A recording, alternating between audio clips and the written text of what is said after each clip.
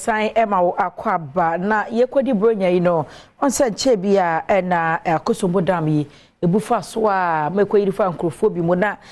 tema branch no Ghana Port and Harbour for ne fa ye wotema no wo so akeka won sase ya wode akade anuane ne anomode ade e bema wo mu a wonom ewo North Tongu potem ho no wadi bronya yi ya okeka ebo no ano som 300,000 Ghana cedi enka de sika ne 3 billion eno omre atoto sa ne me ya so akwacha mo manfo bi e wo North Tongu se wo mo nye na bronya ni die no enye wonde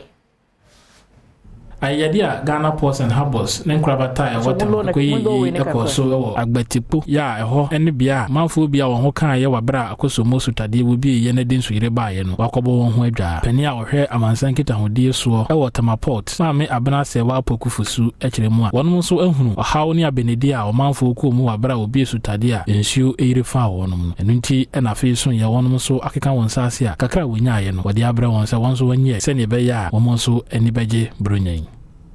Yehusa ade chi ade sanyina Ghana for adwumakuo bebre ne yankwankwa be kire do e de akye abusuafo yi asebe ade ato manu ayeso yetena ho na adwunya na yehu se ebedu mebi no adoye no eso baba fom esa ne se emebi behwem a obi aka se the enthusiasm na yede ye ne so be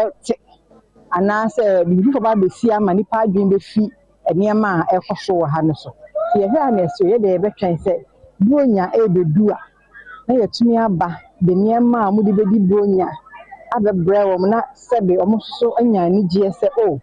afiso ye po agumako bi adwen wo mo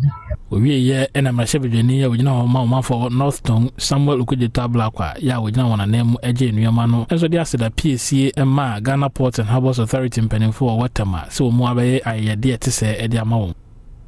yo edikan ya pese yada Ghana Port and Harbours Authorities for us omo ya de pa na ya jense asem kese ya isi VR for mobile akosombo ni condoms insio no ebese niema bebre ebebubu wadan wa ha nipa 12,633 aye displays na ya jense ebia ya benya dry Christmas nanso GHAPOHA for omo ya de pa ende omo ya adoye kese